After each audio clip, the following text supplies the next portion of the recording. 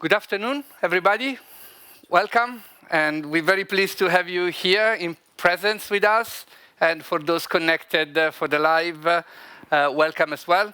The session after lunch is always a tricky one. Did you get your energy and ready to sleep, or did you get your energy and ready to get excited? Let's hope for the second one. So this session is about the Decarbonization Accelerator. Okay? Probably you have been in a decarbonization session of what sort in the past 3 months or so. It's one of the most urgent, most important, most debated topic at every level. And why are we debating this topic here at GESDA and at this summit?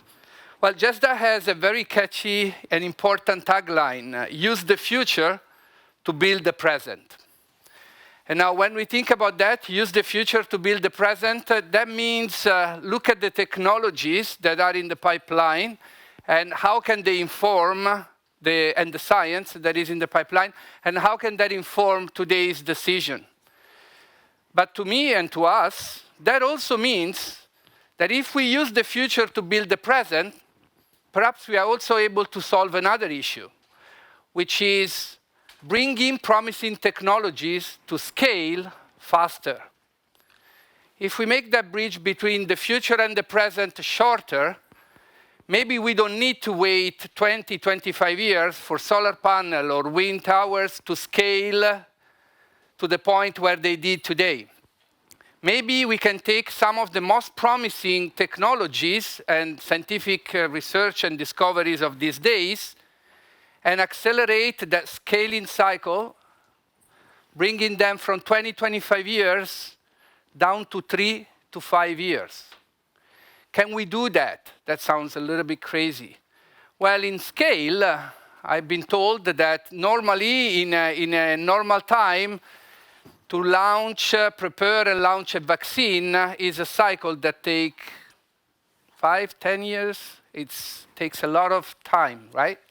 And yet, when we realize the sense of urgency, we could do that in a matter of few months, in a year. So what is the problem? That we don't recognize the sense of urgency when it comes to the decarbonization? Or that we haven't learned yet how to orchestrate at a systemic level the right player and how we can allow the right player to actually get through the system and accelerate at the needed speed. So we will look in this session, we will talk a little bit about some of the promising technologies, but also how would the Decarbonization Accelerator try to get through the system and accelerate the scaling cycles. In order to start with that, we would like to provide some context. And before I get there, let me introduce all our incredibly generous for your presence and for the work that you do every day, panelists. Mr. Nikhil Seth, UN Assistant Secretary General and Executive Director at the United Nations Institute for Training and Research, UNITAR, from India. Thank you, Nikhil, for being here. Belinda Cleland, Head Research and Innovation, International Organization for Standardization, ISO, from Switzerland.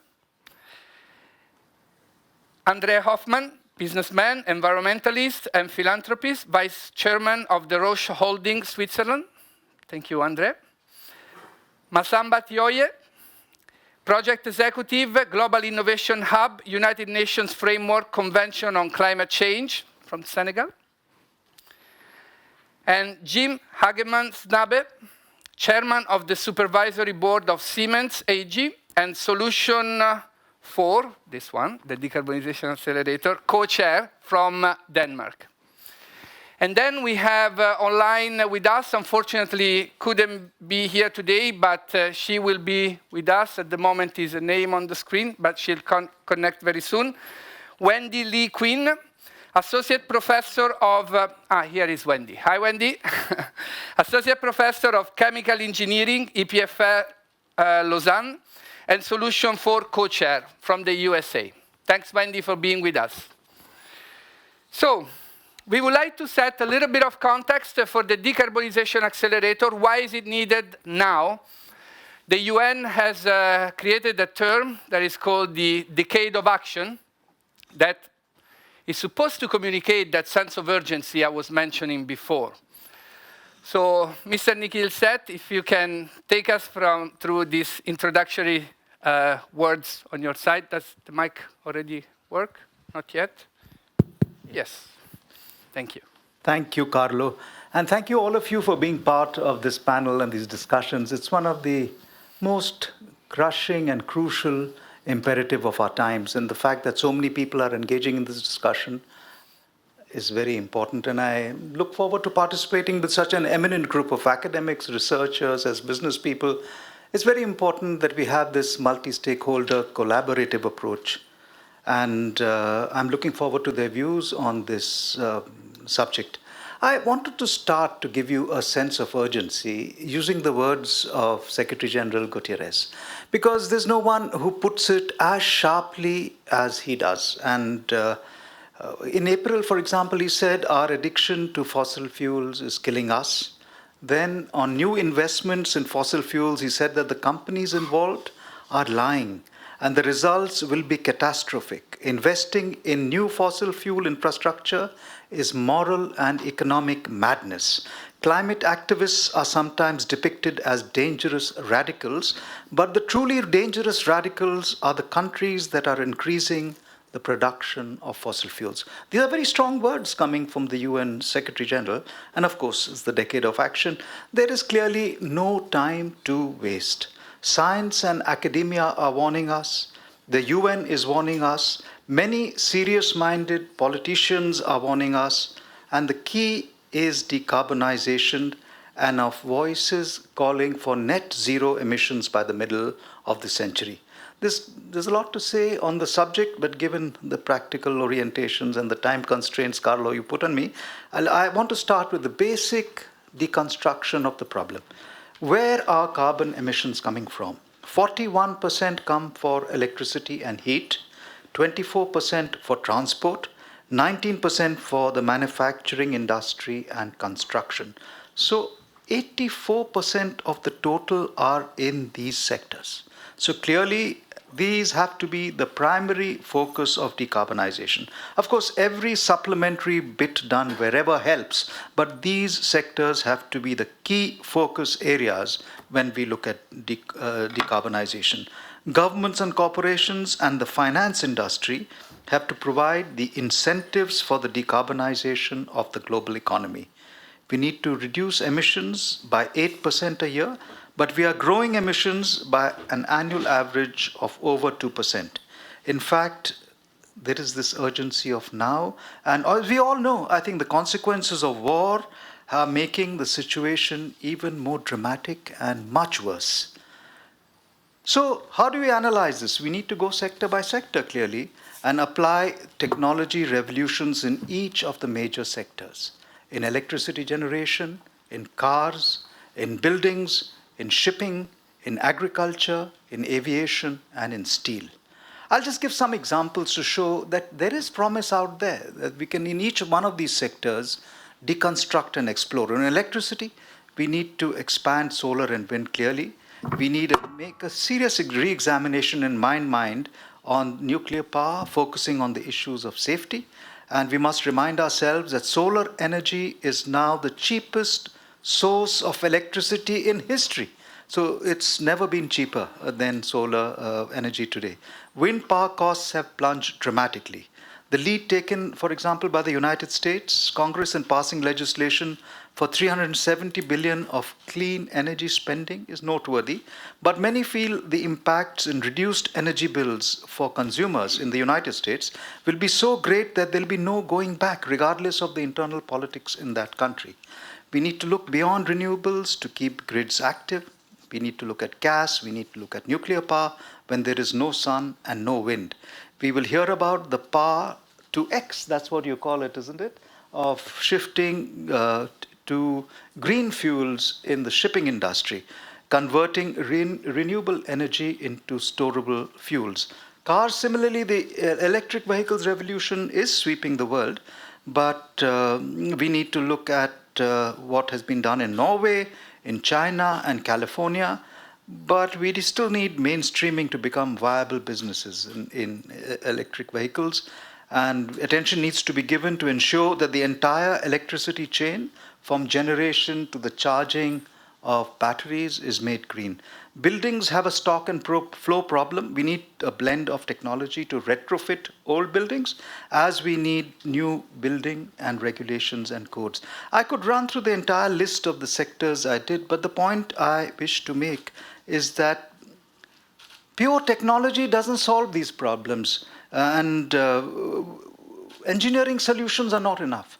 We need business models, adaptation to incentivize applications at scale. The scale you mentioned, there are not a technology revolution alone, but adopting things to scale need a marriage of engineering, economics, sociology, and the social conditions in which this adaptation has to take place.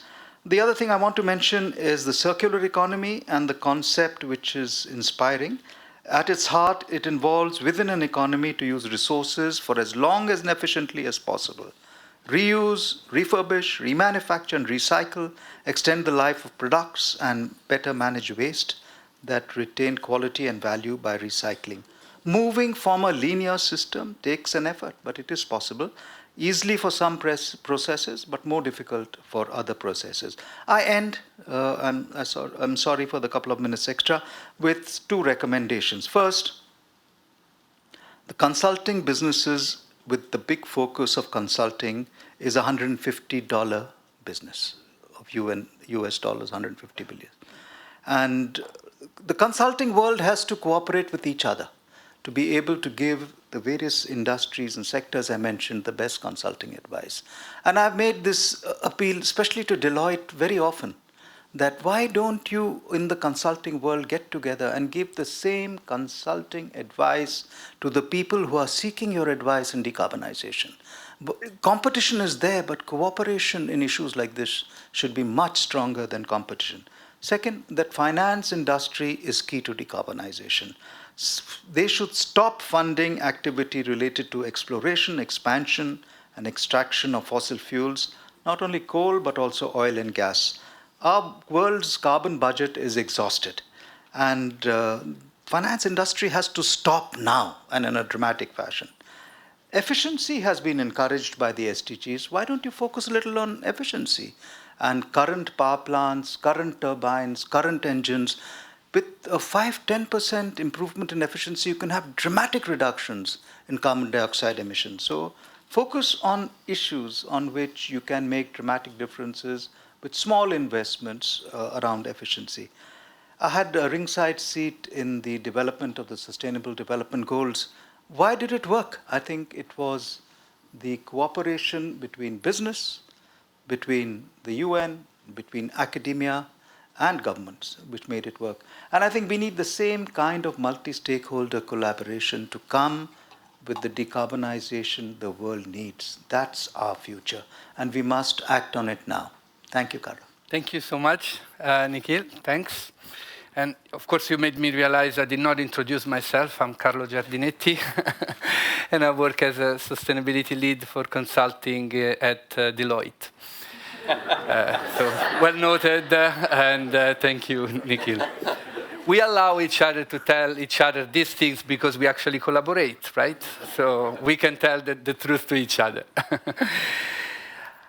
Andre, normally in times of crisis, the private sector is fast to act, is able to act, and find great ways through. And yet, in this crisis, with the decarbonization, there is something that is not yet working as well as we would like. What is the issue in this case? Is it yet not profitable enough? Is it yet that the business doesn't know what or doesn't know how? And I know you have been actually pushing quite a number of coalitions and collaboration in this space.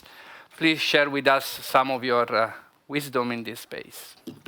Well, thank you very much. Not sure about wisdom, but anyway, by nature of my history, I have over the years had the opportunity to talk to different forums about different things, and in particular, I was vice chair of WWF International for 20 years, 25 years, at the same time as vice chair of our family company, Hoffmann La Roche. So I often had to make this bridge, if we can still say bridge in Geneva after the Building Bridge conference, this bridge between the two worlds. And usually I use a small story, which I'm going to tell you now, to make that bridge.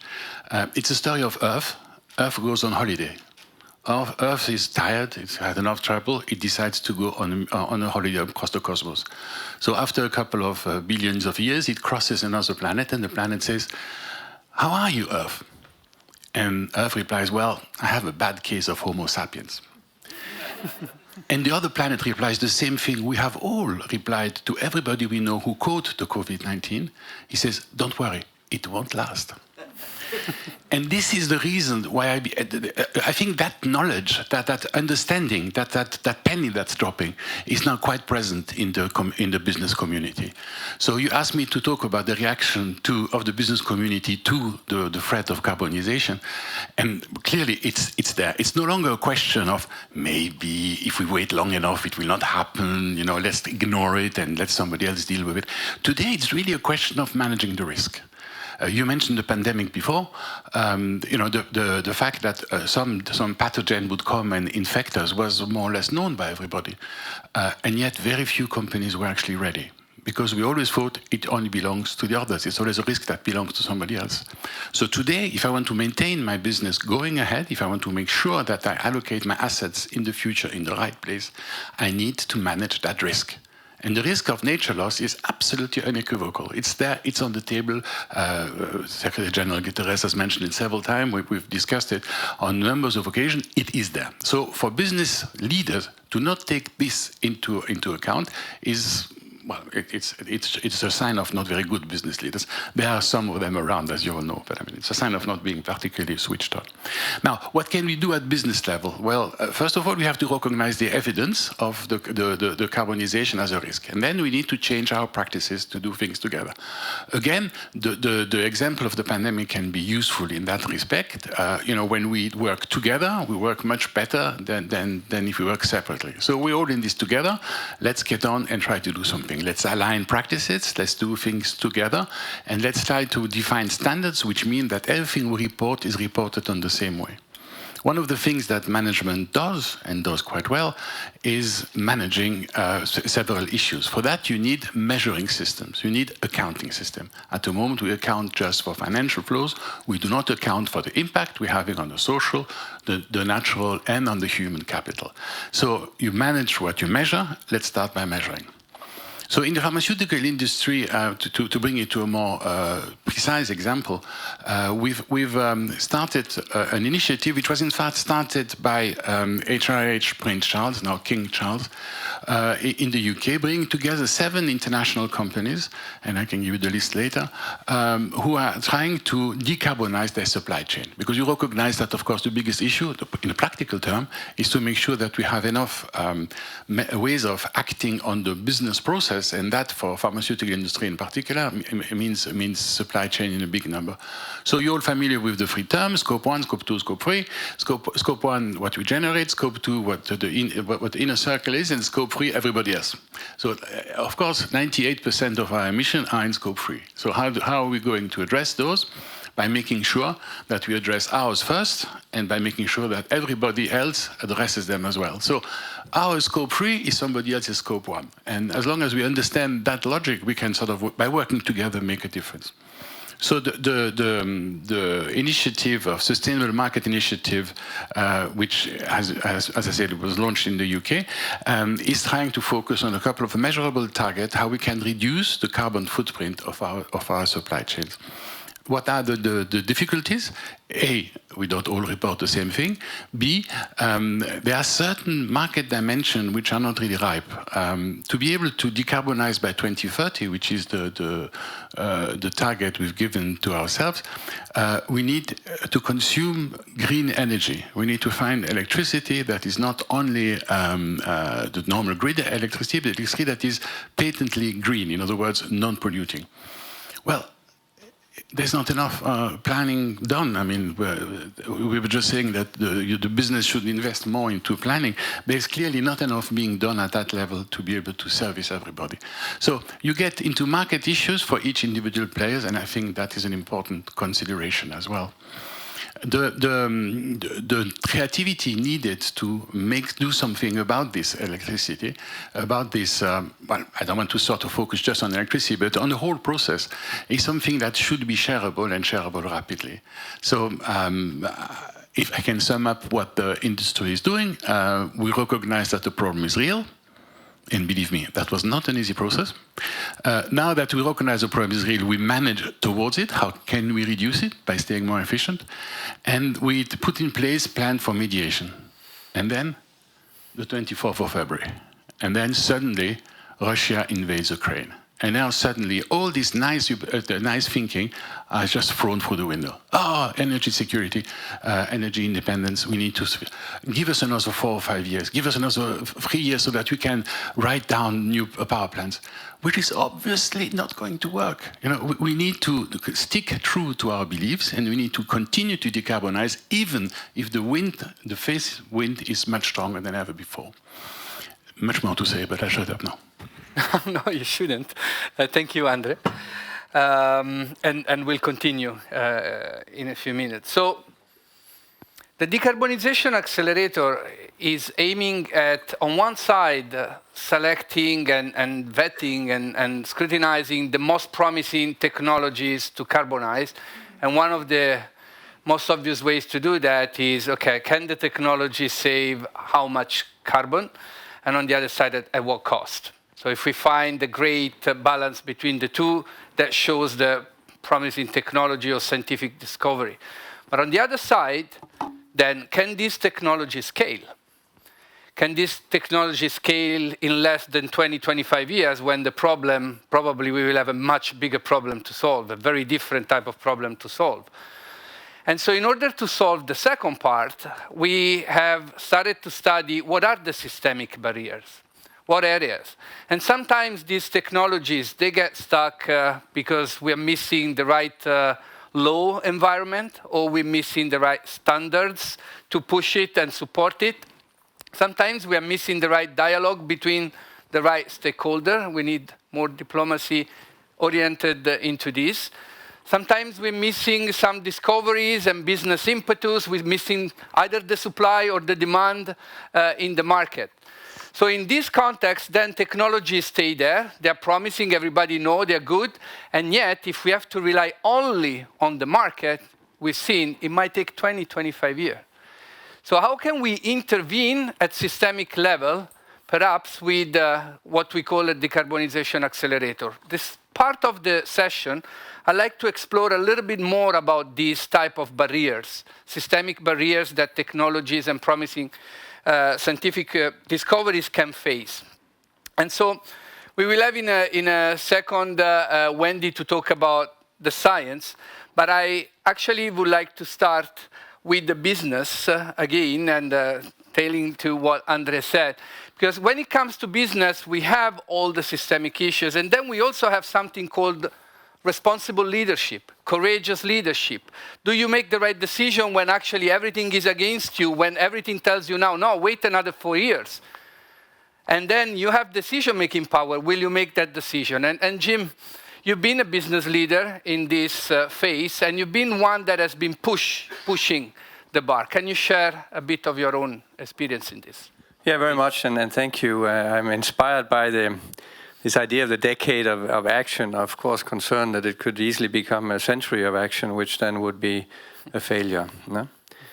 I always defined innovation as the multiple between the greatness of an idea multiplied by its scale. So if one of these is zero, there is no innovation. You can have the best idea in the world, but if it's not scaled, the innovation is zero, or vice versa. You scale something stupid, it may even have a negative impact. Now, I think the role of science is to combine brilliance and money and convert it into the great ideas. And the role of business is obviously to convert these great ideas into money. And then this cycle can continue. And businesses are good at that. That's what they do. They take ideas and scale them and create business opportunities. I just celebrated the 175-year anniversary of Siemens yesterday, which is quite astonishing that you can have a company at that age. Now, the concern I have is that in business, if I'm critical to our own, to my own role, is that we are pretty good at optimizing the current, but we're not very good at reinventing it from scratch. It's like we have this inertia of optimizing the value we know, and we are not really good at starting from a blank sheet of paper, because then we lose everything we have and we take a big risk. And I'm at the stage where I'm arguing, well, not taking the risk is the biggest risk you can take. And therefore, we do need courage in business. If you just look at Fortune 500 companies, when I graduated in 1989, 8 out of the 10 most valuable companies in the world were fossil fuel-based companies. You look at the same list today, one of them, ExxonMobil, is a fossil fuel-based company. The others are not. So there's already an indication that we are on a dramatically different shift. And if people haven't understood that, if business people haven't understood that, this is not about optimizing the fossil fuel-based value chains that we have built for 150 years. It's about reinvention from scratch. Now, the issue I think we have in reinvention is that we have kind of been going towards specialization as part of the industrial game. So every company is doing a piece in a value chain. And if you want to reinvent a value chain, you need a holistic view on the value chain. You need to start from scratch. You need to redefine the assumptions. And you basically have to assume there is no fossil fuel involved in this. And then how do you create it? And I think that's where we are now. So in that sense, we do need to scale this much, much faster. And I'll talk about an example in shipping a little bit later today, where we had the courage to actually go after this. I think there are 2 recommendations from my side, if I may close on that. Number 1, I think we need to change our mindset. Most people think of decarbonization as a huge cost. I think it's the biggest business opportunity that we will ever have in our lifetime. And if we start thinking of it that way, we don't debate whether we can afford it or not. We will just accelerate the pace towards it because it's the best business opportunity we will ever have.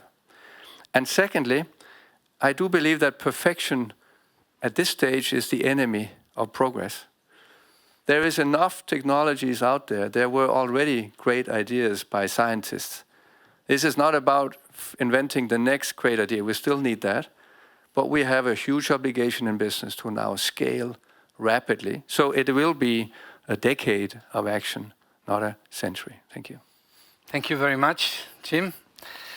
So, would science agree with the we don't need perfection statement? How does, Wendy, I'd like to ask you the role of science in decarbonizing, and where does science get stuck? Is it at aiming at perfection, or is it at other systemic issues and barriers?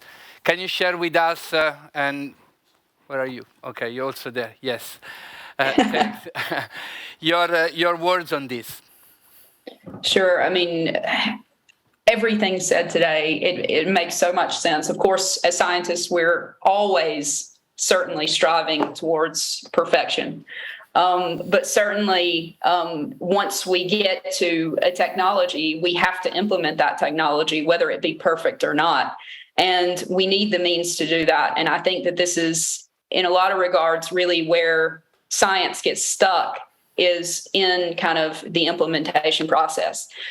So I believe that as scientists and engineers, I have to point out, we have a huge role in the decarbonization process.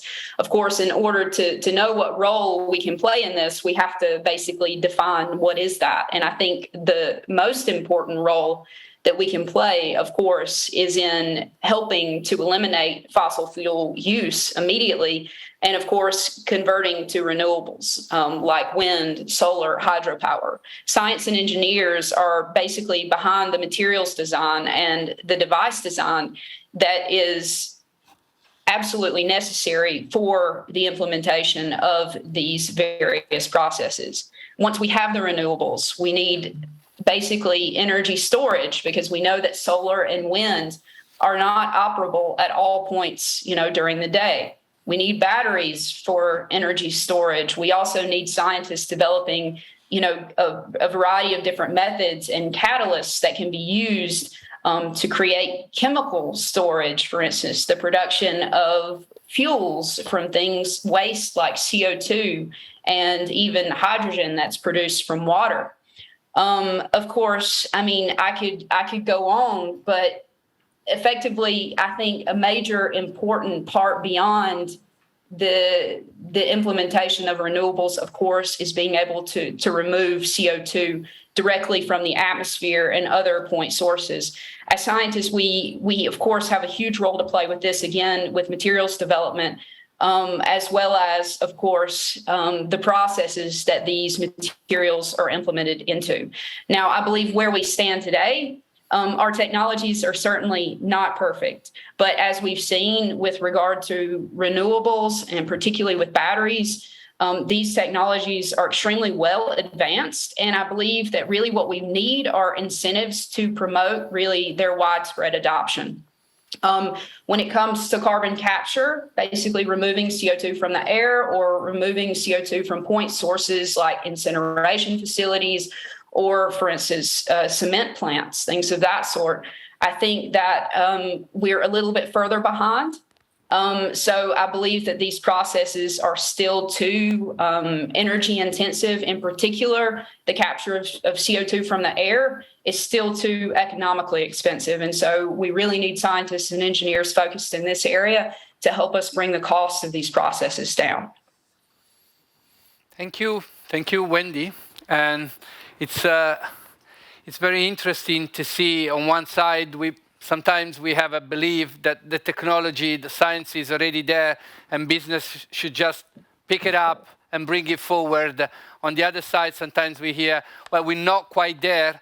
We need something else before we get there. And that's exactly the kind of systemic, we call that at some point, weeds, where this technology, this promising solution, they get stuck.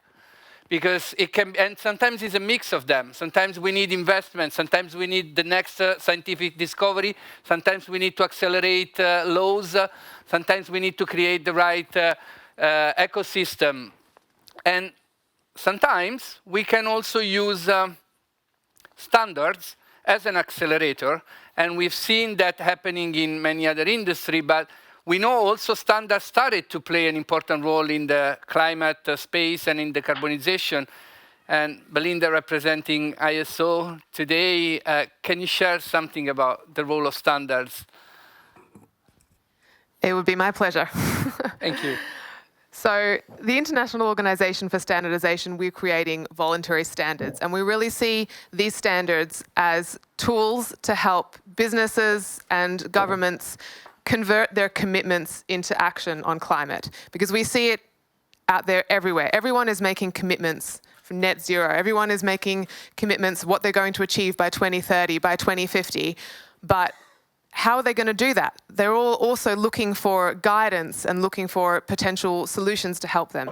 And international standards can provide them with tools to help them do that. So we have a wide range of standards that can promote action on climate and help decarbonisation.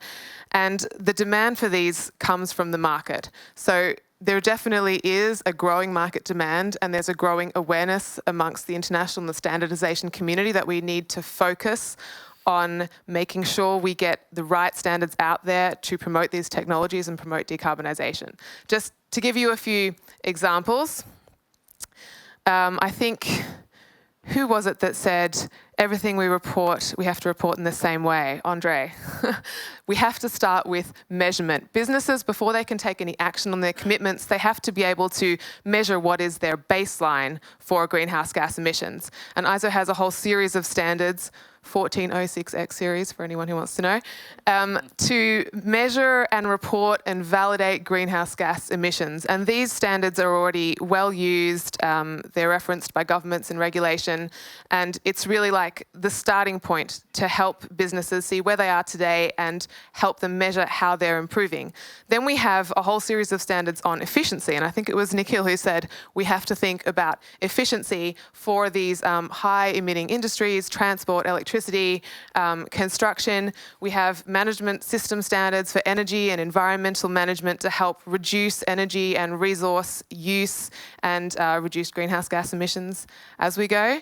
Then we also have extensive work on standards for green transportation, electric vehicles, fuel cells, batteries, renewable energy, solar power, hydrogen technologies, promoting and scaling up of these renewable energy solutions.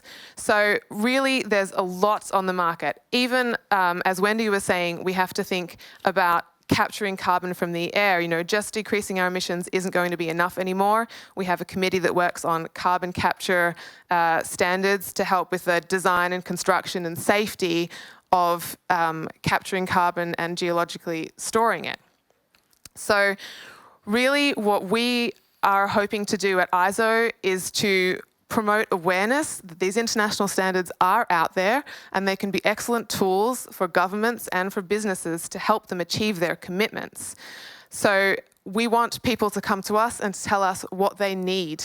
All the standards we develop are based on the needs coming from the market, and we have to be sure that people are going to use them, otherwise we're not going to spend resources on developing them. So we are, you know, the platform for the pen, and we hope that through this Decarbonisation Accelerator project that GESDA is running, we can have those policymakers and those scientists come to the table and talk to each other within the standards environment and build these solutions that are very much needed to push decarbonisation forward and really accelerate our progress. Thank you so much, Belinda. And I remember at the tender age of 46 last year, you gave me a good clarification. Standards are not regulations. It's two different things. And you opened my eyes and you say, you know, standards, we're looking at the best practices or sometimes the minimum common denominator, but it's not necessarily a regulation yet. It then is for the industries, for the public sector to pick them up and make them become either a reference or anyway, hopefully a new regulation. Did I get that right? Exactly. Very key point. Standards are not regulations. You see, I learned my lesson. Thank you for clarifying that. It took me 46 years, but better late than never, right? Masamba, I kept you at the end of this first round because actually you operate already there at the cross between the public and the private at a very multi-stakeholder environment.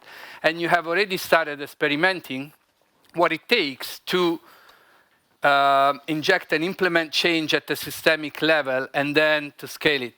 Would you like to share with us a little bit your experience, the initiative you run, and why in this context the multilateralism, the multi-stakeholder and the diplomacy become extremely important to move systemic change faster? Thank you. Good afternoon and good morning, good afternoon and good evening to those that are following virtually. Very pleased to be part of this very interesting panel. So my name is Masamba Choi. I'm leading the UN Climate Change Global Innovation Hub.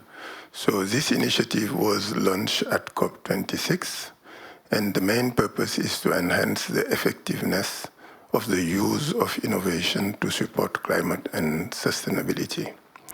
We come to the conclusion, and I was very happy to hear that leaders from business also have understood that incremental change will not be enough. We need to have more transformative approach. We came to the conclusion that there was 4 main elements that are preventing effective use of innovation to support climate and sustainability. The first of them is the fact that the lack of climate and sustainability innovation that are transformative on the one hand, and in the other hand, the lack of ambition. They are locked in a vicious circle where each of them is at the same time cause and consequence of the other one. So governments, subnationals, corporate financiers that are setting target and objective in the climate and sustainability space generally do not have a moonshot way of thinking most of the time. They are setting their target and their goal based on what they perceive as possible, their capability. So they will look at the technologies that are already available, they will look at the policy instruments that they know they will be able to implement, they will look at the financial instruments that are already available to them, and this is on the basis of that they are setting goal and target. And if you ask them why, the response is because we want to be credible. We don't want to set goal and target. And if you are asked, how will you achieve this goal, I will not be able to identify the technology, the financial instrument, and the policy. But the problem is it does not provide room for innovation. And more importantly, if you interrogate those that are developing climate and sustainability solutions, and you ask them why we are not able to find the right solution, they will say because there is no demand, because those that are at the demand side are not enough ambitious. So we are stuck in a vicious circle where both of these two is at the same time cause and consequence of the other one. Our first objective at the Global Innovation Hub was to break this vicious circle. And how did we try to do that? By promoting the setting of 3 types of goals. A first goal based on capability, a second goal based on what is needed, meaning alignment with the 1.5-degree goal, alignment with the SDGs, and then a third one that is to contribute to the global demand for climate and sustainability solution. This global demand for climate and sustainability solution will be built by aggregating the specific demand, and this demand will be a translation of the gap between what is needed and what is perceived as possible. So we look each time at when people are setting goal, the gap between what is perceived as possible and what is needed, and this gap is translated into a demand for climate and sustainability solution, and all these climate and sustainability solution will be aggregated into a global demand for climate and sustainability solution. And there we will request each entity to contribute in solving this global demand for climate and sustainability solution, which will require collaboration and diplomacy. The second issue is that when we are saying innovation, generally people focus at the sectoral level, where innovation is used to improve gradually in an incremental manner. Meaning the reality is that innovation is mainly used to maintain the system of wealth production. It's not about serving people, and this is the reality. The problem is, it's clear that this will not allow us to achieve the 1.5-degree goal, and this will not allow to achieve the SDGs. What we are proposing is something completely different. This is to go back to the core human need, that product and processes are satisfying, and explore how innovation can serve the development of the forward-looking value chain that will be able to provide well-being to 10 billion people by 2050, that will be aligned with enhanced biodiversity, that will support land regeneration, and that can fit within the planetary boundary. And this is a completely different perspective Those that are focusing at the sectoral level, if you ask them, how do you address the problem of transport, of carbon footprint in transport, their first reaction is to say, let's move from combustion car to electric vehicle, which is good. I'm not saying that we should not do that. This is something good, but it will not be enough. It will not be enough, and we need something that is much more transformative. We need to first ask the question, why car at the first place? Because car is a means to satisfy something else. Car is satisfying mobility. So the question is how innovation can be used so that we can satisfy the need for mobility with less car. And then we can think about car sharing, carpooling. We can think about using innovation to design our city differently so that they are more compact, so that they are more complete, so that most of the product and services that we need are available at walking or biking distance. Because even mobility is not a purpose. Mobility is just a means. The purpose behind is access to product and services. Another important point is that when we talk about innovation, people think only technology. The big challenge such as sustainability and climate cannot be addressed only with innovative technology.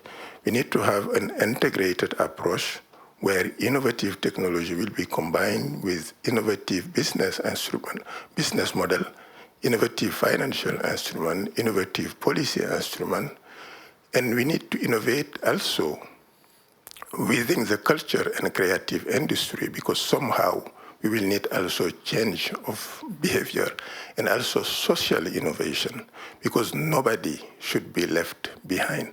Even those that are polluting today, we need to have them around the table and explore with them how do we find innovative solution that will support the creative of alternative value chain, that will disrupt their value chain, but do it in a way that we can repurpose most of the assets that are in their value chain, and we can repurpose the skills and competence that are in their value chain. And there I just would like to conclude with one concrete example, which I like very much, is the example of Dong, this Danish oil and natural gas company. They move from the oil and gas value chain to become Ørsted, and now they're number one in offshore wind. And what is the most interesting part of this history is when the CEO was interviewed, they say actually the same competence and skill they used in the past for their offshore platform to explore oil and gas, the same skill and competence they are using today to build offshore wind. And I found it really extremely interesting. Thank you very much, Masamba. I have to say, yes, thank you.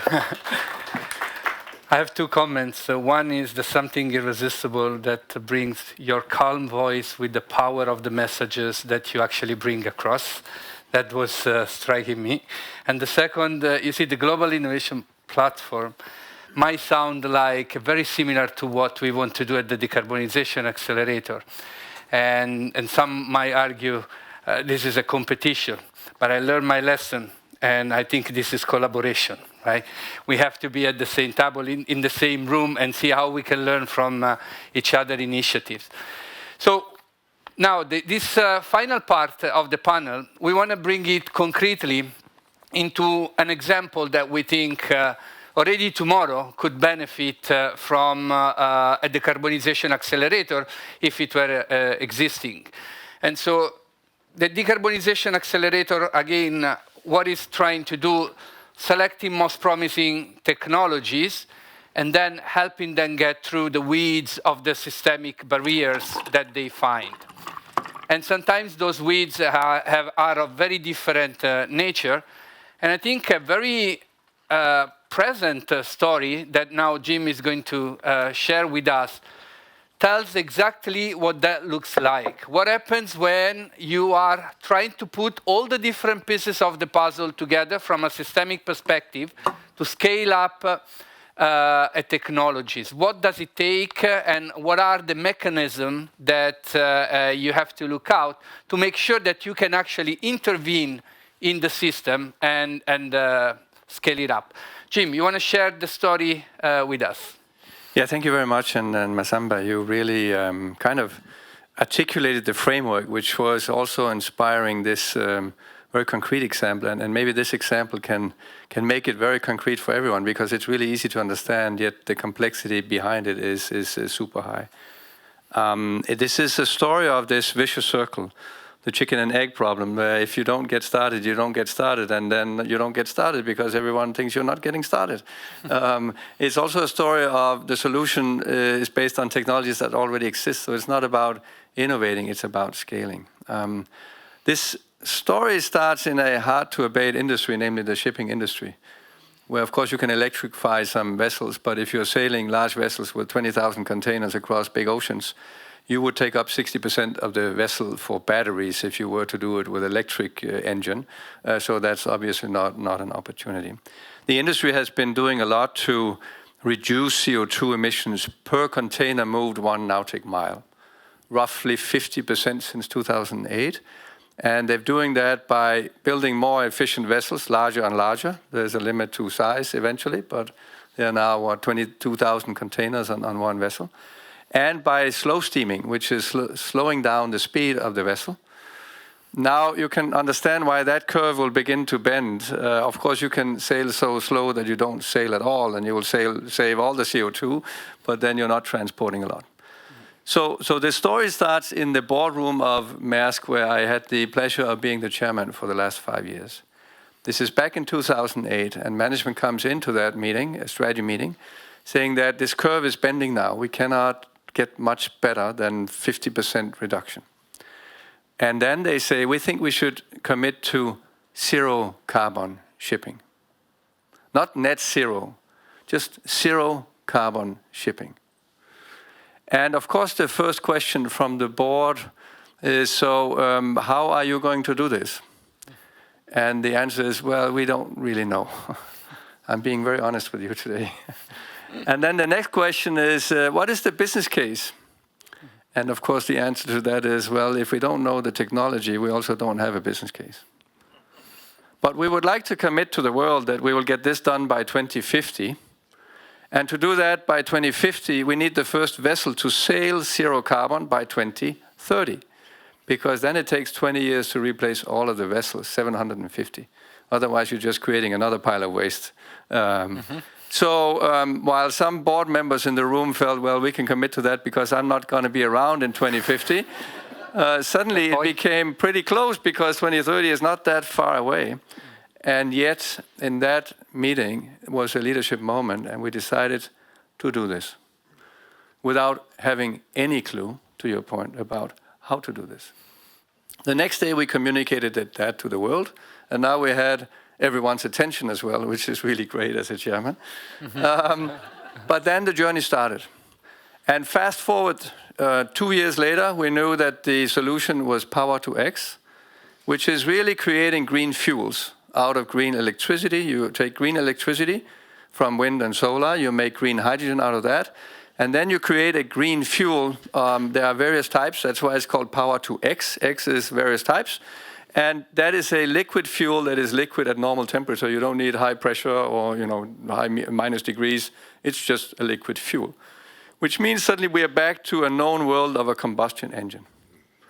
In 2021, we ordered the first vessel that could sail on a green fuel.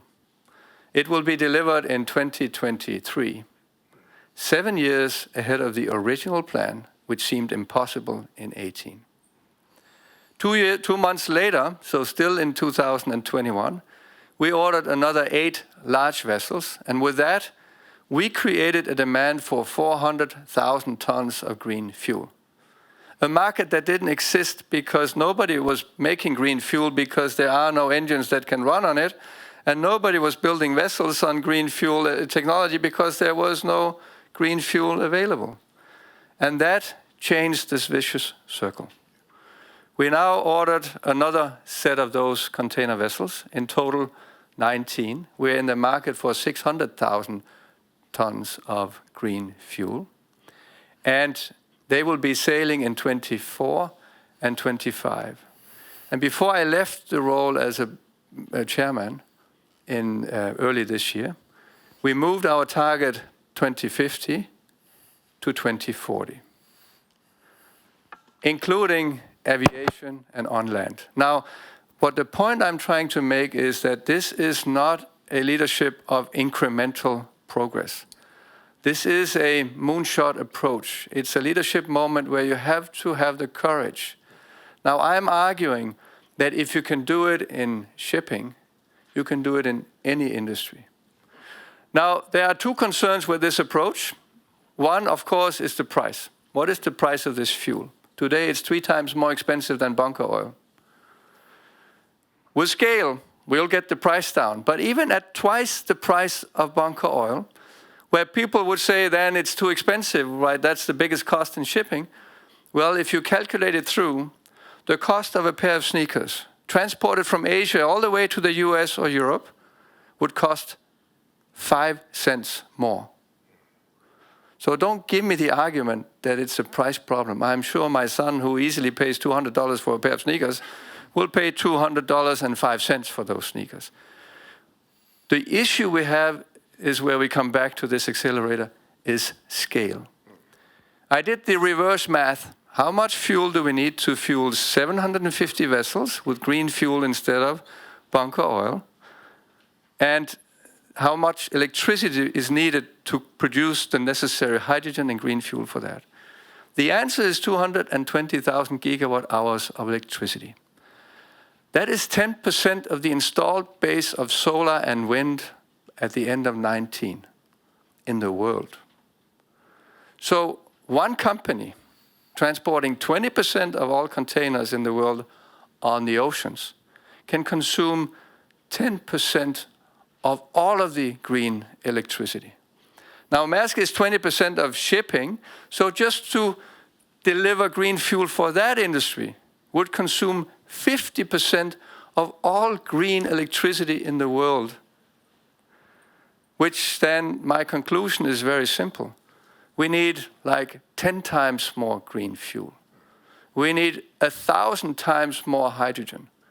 And we need to basically replace all of the fossil-based fuel that we have with green fuel. If I was an oil major, I would shift my money. Now, how much money is necessary? Well, we also calculated that. To do this investment of infrastructure in order to fuel this industry with green fuel will require roughly $2 trillion of investments. That is arguably a lot of money. But the oil industry today uses 500 billion capital expenditure every year. So in fact, it's only 4 years of capital expenditure in the dark side of this fuel. We don't need more money, we need to shift. And if you believe, like I do, that this is going to be the biggest business opportunity in our lifetime, just look at the fact that the next 10 years, the green fuel demand will be dramatically higher than the supply because we cannot scale at the speed which we need this fuel. And in my simple business mind, higher demand than supply does, in fact, sound like a great business opportunity. Thank you. Thank you. I know we had a slide as a background. Perhaps we can put it on that can help us a little bit looking at what Jim was just now talking about. If we put on a 2x2 the impact potential of a technology, right, Jim? And on the other side, technology maturity to scale. We can look at technologies that are stuck or scientific discoveries that are stuck at different stages. And of course, where we want technologies to be is just there, where they have already proven somehow that they have a maturity. They have a very big, in terms of a solution, they have a very big impact that they can deliver when it comes to decarbonization. Now what they need is acceleration. And that's a little bit the positioning that the Decarbonization Accelerator want to find. And if we take Power to X, the example that you have just given now, and if we take, here is a little bit of a framework that we created for the Decarbonization Accelerator. Okay, what do you mean about systemic barriers? What do you mean about the weeds? Well, we talk about sometimes economic and financial barrier, ecological and geographical, cultural and behavioral, market barrier, awareness and information, technical, political and governmental issues. These can all be different type of barrier that can get the technology stuck at some point. But the discussion I would like to have with you now in this final part is, can you think yourself of a solution that needs urgent acceleration today that would really, I mean, the example that Jim was giving right now with the green fuels could dramatically change, transform, but also dramatically impact in a positive way. And then we could try to reason together. I'm not looking for the perfect case here. It's just what is there that needs acceleration, and it could be a perfect case for next year for the Decarbonization Accelerator to start functioning and helping. I don't know if any of you want to give a start. Andre, okay. I'm going to start by being very impolite. Carbon is not the issue.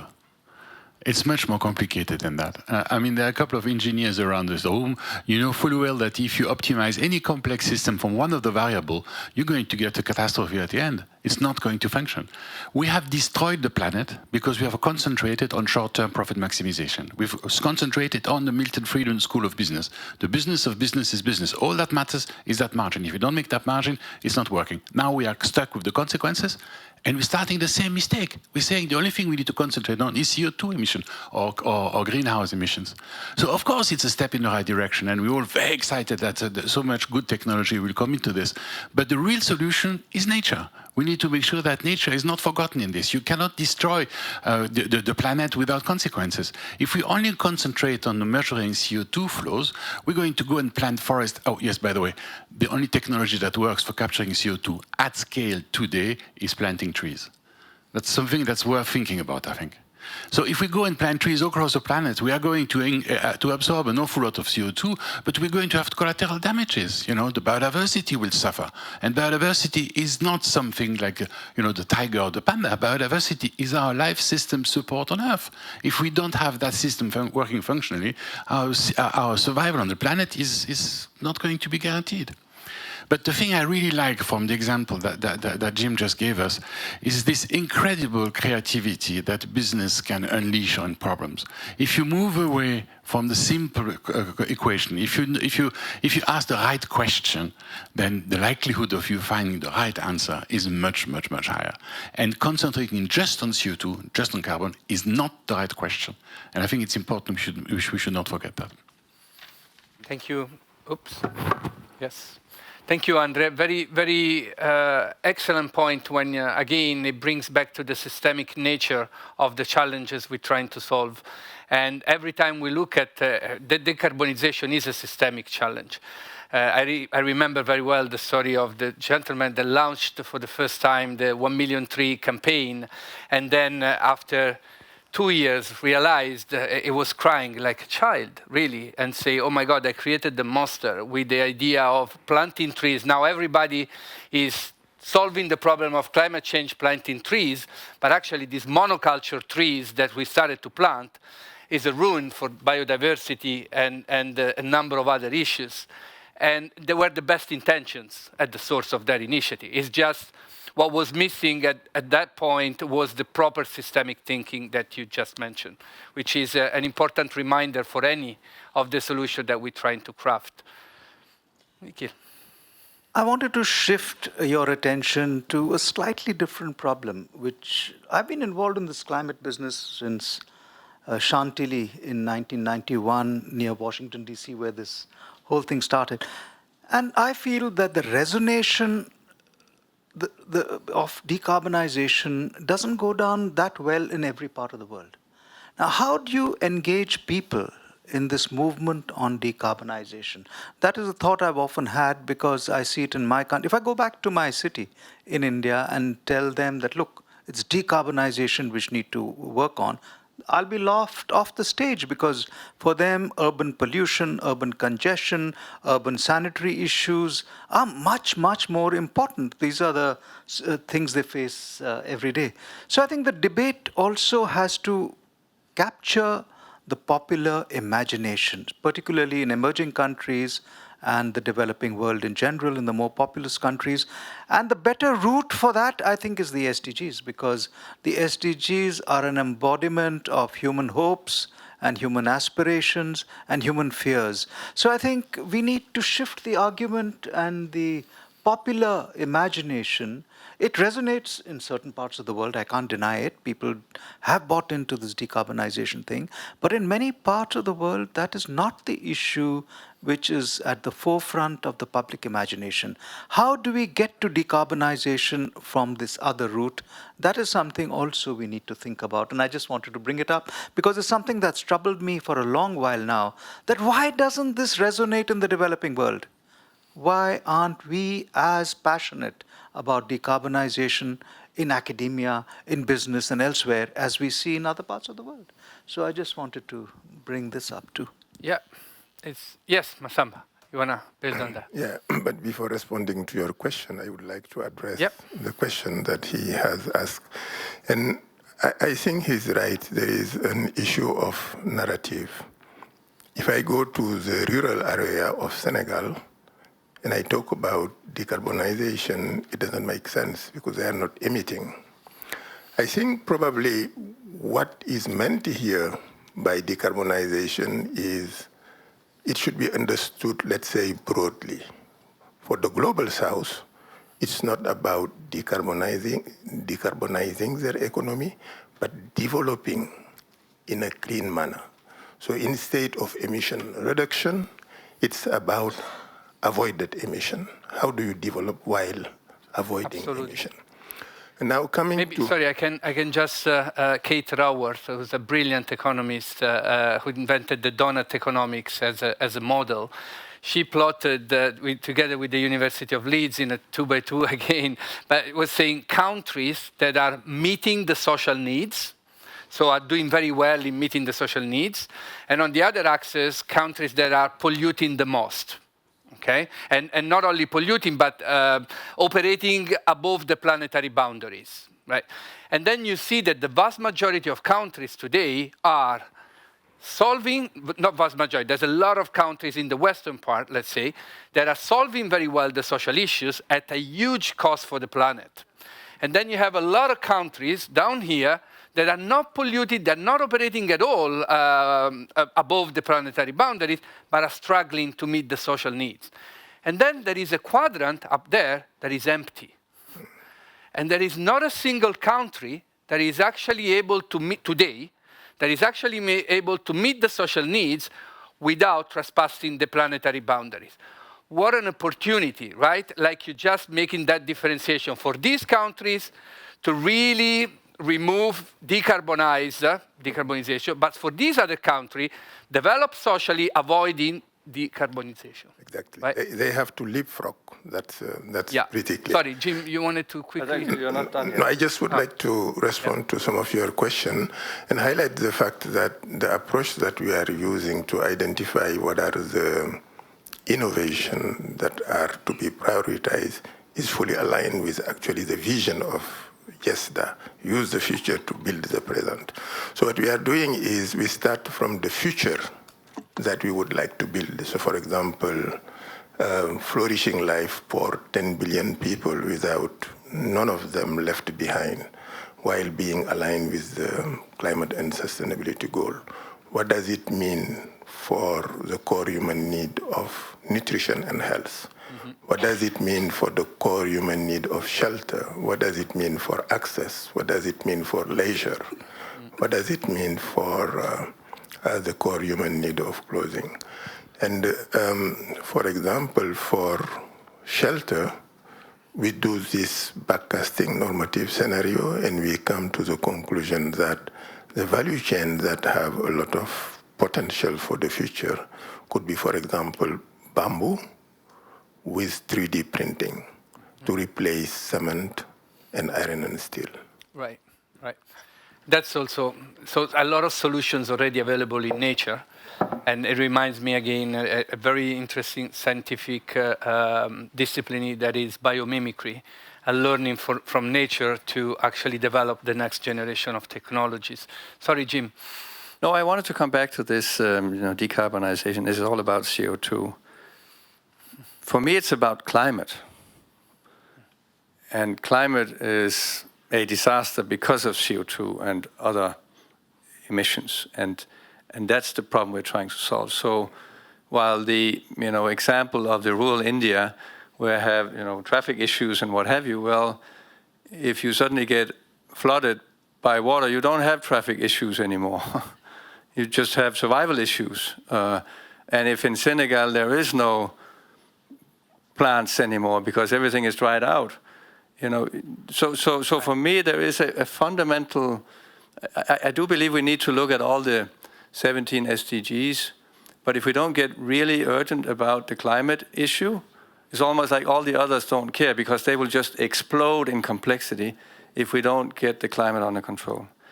Now, I do believe that we are making the wrong assumption when we think that, well, if I do, less of fossil, it's going to be more expensive and it's going to be worse. So let me continue with fossil longer.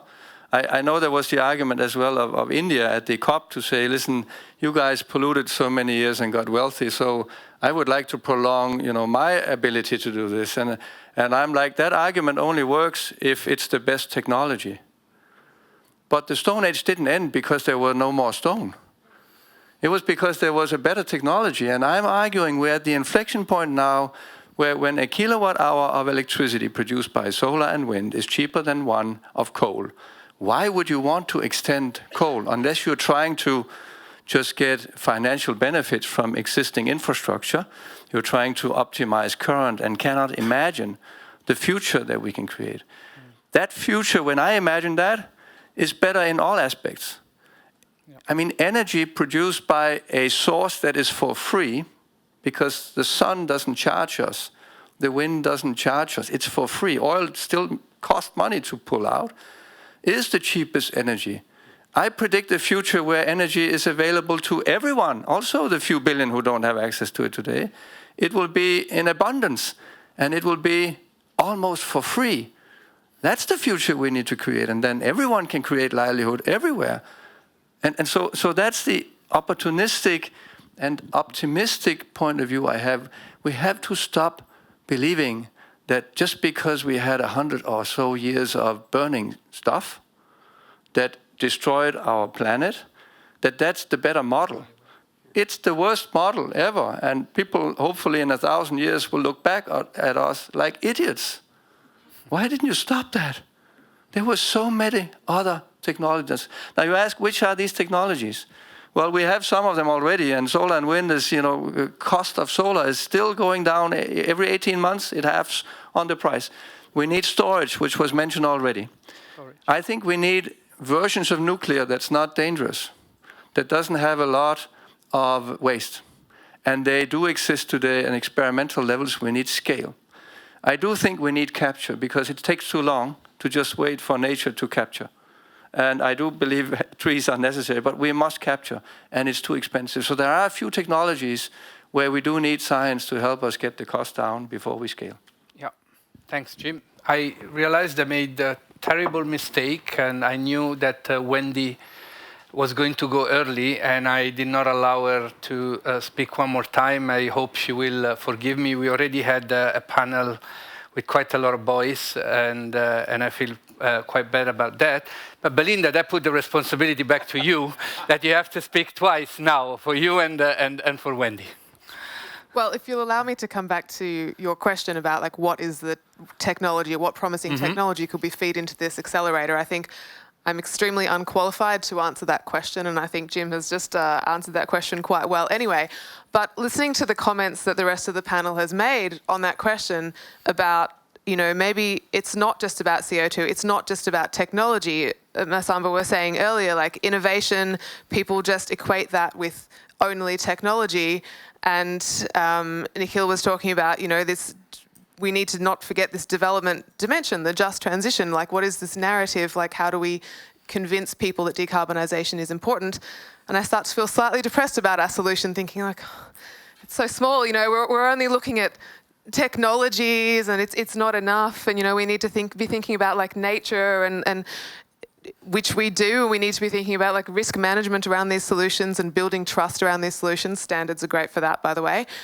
But you have a standard. I think we also just need to make sure that we, you know, don't not act because, you know, we're only one small piece of the puzzle. We've also been talking today about the importance of collaboration and cooperation, and, you know, we are this GESDA initiative, this Decarbonisation Accelerator. It's just this very small piece of the puzzle, and yes, we're only going to look at technologies and how we can scale these technologies, but there's other projects out there, Masamba's project, for example, looking at other important elements and what Unitara is doing, and we need to understand how our project fits into this whole ecosystem and really make sure we're coordinating so that we cover all these important aspects of this enormous challenge. Yep. And on behalf of Wendy, do you want to say anything? Don't ask me to talk about science. No. Okay. Thank you very much, Belinda. And of course, GESDA and anticipatory science and the idea that to build the present inspired by the future, it forces somehow the narrative of this context around the science and around the technology. But again, when we thought of the Decarbonisation Accelerator, we have really thought about anything that we would operate. We would have to, at some point, put it on the systemic lenses.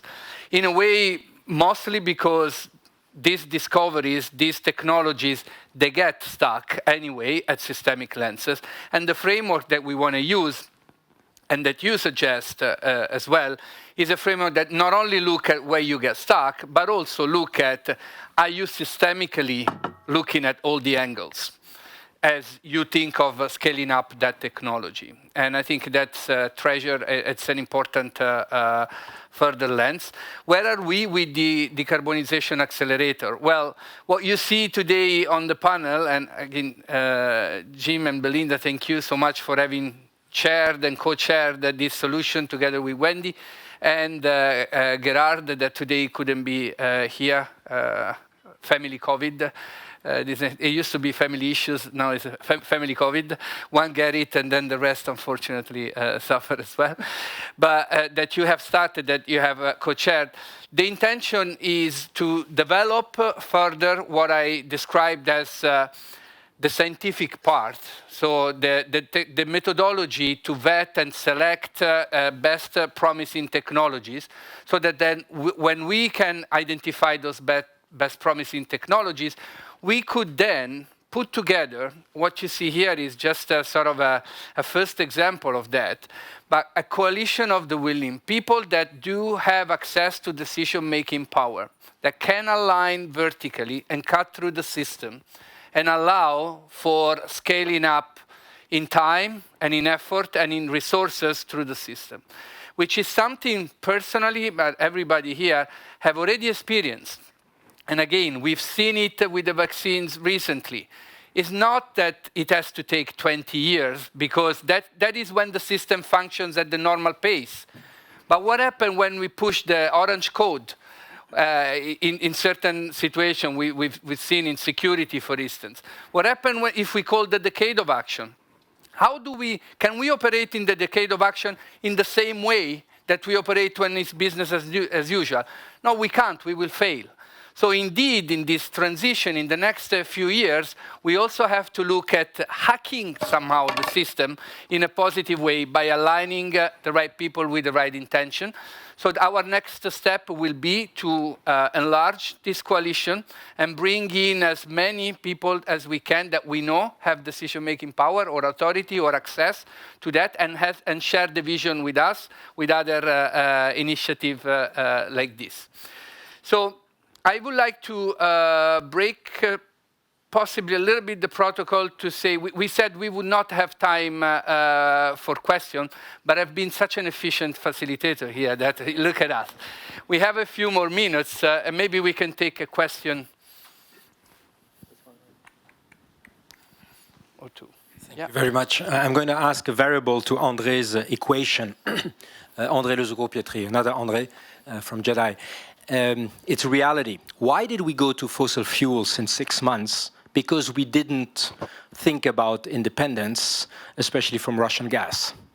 I'll give you a very concrete example. In 2035, the EU Commission has decided to go out of thermal engines. Correct.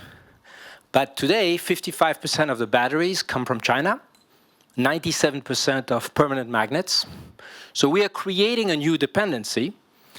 And SIX, the big Munich auto leaser, has just ordered 100,000 BYD electric cars. So you imagine the consequence for our social systems. So I'm fully with you, André, about doing tabula rasa. But the risk is obviously that when you think from an industry, employment, social perspective, is that you've suddenly given advantage and completely dismissed the 100 years of investments that have been there. So I'm for it. But how do, in the practical world, do we integrate this independence strategic component that is obviously secondary to climate, but that it's also playing a role, especially in politics? Thank you. Thanks. Of course, I overestimated the time. We actually have only 2 minutes, but... I'll just give a very quick answer. First, I don't want to be misunderstood. I mean, the fact that we focused on short-term profit maximization based on the Millennium Goals of the United Nations were a fantastic opportunity for humanity. We have never been healthier, richer, better educated than we are. And we are 8 billion. When I was born, we were 50% less. And I think that's something we cannot forget. So creating social values is important. Now, when we look at how we are going to do that in a sustainable manner going forward, we need to look at this in a holistic way. You cannot just focus on one dimension. I would contend that there will be no opportunity to decarbonize the planet if you don't have a happy humanity. The two things are linked. You know, I spoke before, and thank you very much for the standards, because I think that's what we really need. We need to look at the social capital. How do we work together? Why do you bother to come in this room today to listen to us speaking? Why aren't you in front of the TV doing something else? You know, there's a value to social systems. We need to look at human capital. What makes you happy? What makes you self-realized? You know, the top of the Maslow pyramid. And thirdly, we have to look at nature. If we don't have nature as a support system on Earth, it's not going to work. So the three capitals and their interdependencies are what's going to help us to create a sustainable economy. I understand that it is a heavy lift. We have a lot of work in front of us. And we should not shy away from the fact that we really do need, what you were mentioning before, a complete system change. That's why we need GESDA. Some really, if it's 10 seconds, so they will... Yes, I will lose my job as a facilitator. I wanted to further emphasize what he was saying. I'm wondering whether we should look for independence or whether we should go for interdependency and diplomacy. Thank you very, very much. I would like to thank you all for being here. Do I have more minutes? One question. Okay, sorry. I just wanted to add to the female voices in the room. I think you needed another question. I want to know how we increase, I've got two questions. One is, how do we increase the sense of urgency? I've seen cloud plumes rise over Australia and go around the world, and right now my state's underwater. So when we say this is hard, what's going to be harder is if we don't do anything. And for those who haven't read Time and Water by Lars Magnusson, we have a really, really short window to act. We basically have to enact wartime percentages of energy and effort to change behaviours right now, and not just turning to green fuels, but systemically changing how we behave. We might need to manufacture more locally to the point of using less fuel. How do we get that sense of urgency? Because I'm not hearing that in the room right now. The second thing is we've had a whole lot of sessions that have talked about technology, and full disclosure, I sit as an expert on the ISO standards on AI. We don't have any conversation there about the environmental impacts of a lot of the technologies that we're developing and that we're using, because that's something that's also huge. And we are almost radio silent. How do we join those dots when we're looking at those technologies as solutions to also think about their impacts? Thank you. I had to put back my glasses because I thought the signal were, it's over, it's over. You actually meant that there's one more question. So we have 1 more minute for Jim to answer that. Well, I'd love to answer the first question. How do we get an urgency here? I have 2 answers to that. As a consumer, stop eating meat. Super simple. We don't need policy. We don't need anything. We don't need big meetings. We don't need, and just stop eating meat. I did. Reduce. Secondly, put a price on CO2 of $150 per metric ton. I promise you, business will get the urgency necessary to move forward. Thank you. Andre, you want a last word? Just one word at individual levels, because at individual levels, you know, the difference between those who know and those who do is that those who do have decided it is their problem. So this climate change, this carbonization of the industry, all the things we discussed, it's each one of us problem. It's not, oh, the Chinese do nothing, oh, the Indian do nothing. No, it's us. And if each individual takes charge and ownership, we will see a change. That's what I would recommend. Thank you very much. On that note, thank you very much, Nikhil, Belinda, Andre, Mazamba, Jim, Wendy again, and Gerardo, who will not participate. Have a wonderful rest of GESDA Summit, and we will see you around. Thanks. Thank you. Thank you.